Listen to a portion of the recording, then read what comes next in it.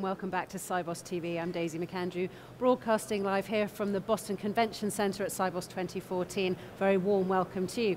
And if you did run the 5K fun run, the Sibos fun run this morning, then we take our hats off to you here on the Sibos TV team. Many congratulations. Now for the next 45 minutes or so, we're going to be delving into everything regulatory. It's been a big subject here in Boston this week, and we're going to devote quite a lot of airtime this afternoon to it. First of all, we're going to start off by hopefully demystifying some of those regulations. I'm joined by two experts. To my right, Hester Pierce. Hester, welcome to the program. Hester's a senior research fellow at the Mercatus Center at George Mason University. Research interests relate to the regulation of the financial markets. She's also serving on the Investor Advisory Committee, which advises the Securities and Exchange Commission. So thank you for finding the time, thank you, Hester. Stuart Weinstein is Professor of Practice-Informed Legal Education and Head of Coventry Law School back in the UK. Stuart, you're an expert on international business law with an emphasis on legal risk management, governance and compliance. So I couldn't have two better guests to answer the question, or the plea really, to demystify. Stuart, if I can start with you, who would you say are behind these various pieces of regulation?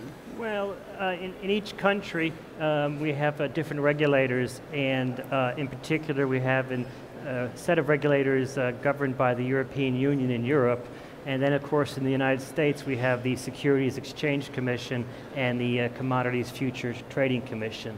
So that's the basic split between the U.S. and European Union in terms of transatlantic regulation. And then other countries, of course, have their own regulators: Australia, Singapore, China, Japan. So the issue is, how do you get everyone singing from the same hymn sheet? Well, exactly, and we'll come on to that in just a moment. But Hester, what do you think are the regulations that are causing the most pain at the moment? Well, I think tying into what Stuart just said, it's about, rather than specific regulations, it's more about getting everyone singing from the same hymn sheet. And so even within the U.S., you have quite a bit of tension between the SEC, the CFTC, and the Fed has gotten more involved, and now we have a new grand overseer, the Financial Stability Oversight Council. And then you add to that you have the relationships with foreign regulators. And so we have a lot of tension right now between U.S. and European regulators, for example, and I think that that's an area where a lot of the concern is coming, because a lot of the industry participants say, just tell me what the rules are that I need to play by and I'll play by them, but they're very uncertain. But the funny thing is that just in the U.S., the SEC and the CFTC, they disagree on the definition of what a U.S. person is. But, well, exactly, and if you can have such fundamental difficulties between two, you would have thought, quite harmonious groups, then what possible chance is there globally? That's right, and that's part of the problem.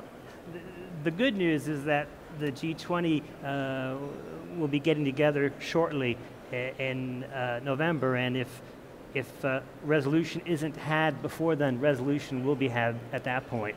And that's you sound hopeful. very confident of that, Stuart. How can you be so confident? Because the G20 got us into the situation in the first place. It was about 5 years ago. But I think that at that level, where you're at the heads of state level, much more can get done. And I think that's the hope. But I'm less confident than Stuart, I have to say. And I'm less confident because I agree there'll be an agreement among the G20, and then they'll take it back to the regulators, and the regulators will start causing trouble again.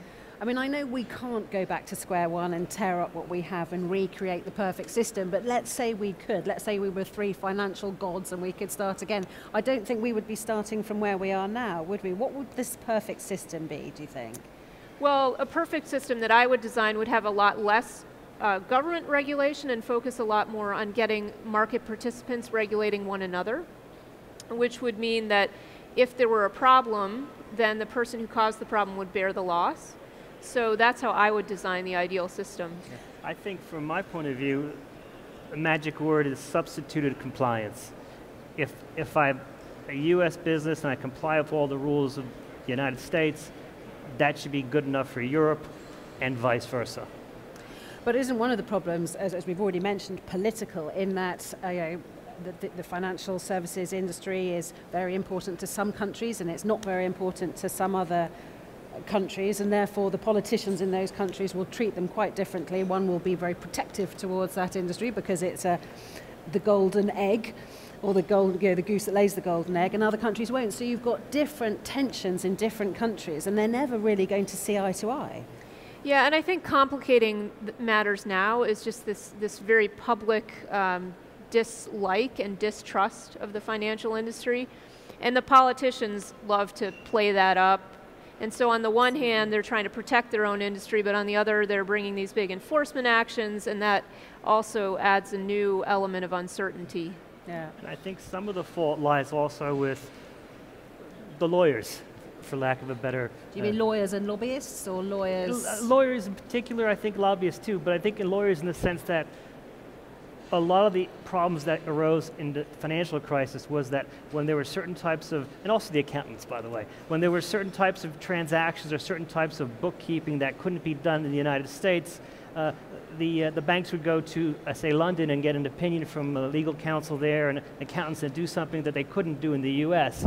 And that really caused significant problems in terms of the breakdown of Lehman Brothers, as well as AIG with the whole AIG Financial Products company. So the U.S. government's very keen to crack down on that. They want to crack down on financial events or things happening overseas that affect the U.S. market. So I can understand that point of view. But at the same time, in the AIG case, I think is a great example, because we had a problem in AIG FP in London, but we also had a problem here in the U.S. with the U.S. regulated insurance companies, and the American regulators don't like to talk about that one so much. Yeah, that's true too. Now, we've mentioned lobbyists, but if you do want to influence, if this industry wants to influence these policies, what should they be doing?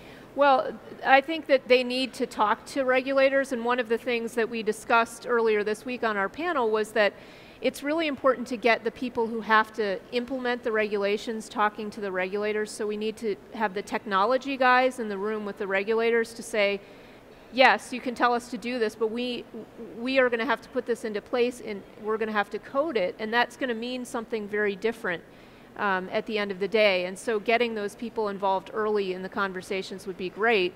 I know that in the U.S., at least, I can say that legislation is made without any consideration of how it's actually going to be implemented in the details down the road.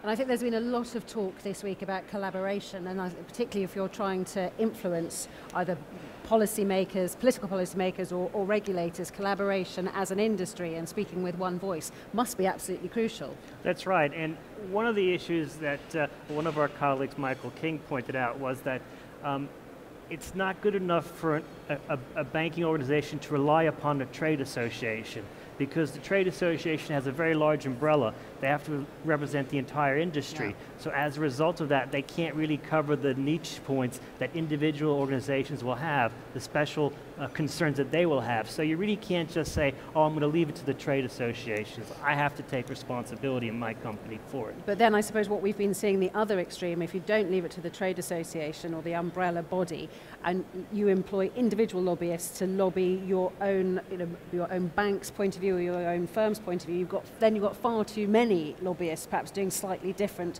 asking for slightly different things. It needs to be a broader coalition than that, I'm assuming. Well, I think that's what drives people to use these broader coalitions, but I think that the point that Michael King was making, which I think was an excellent point, was that you need to bring people into the room who are really pretty high level in a particular firm, and they need to get involved rather than kind of offloading it to a lobbyist, which again is understandable, but you might not get the level of knowledge in the room that you really need to have in the room. Yeah, and then you just have to start all over again. Right. Absolutely.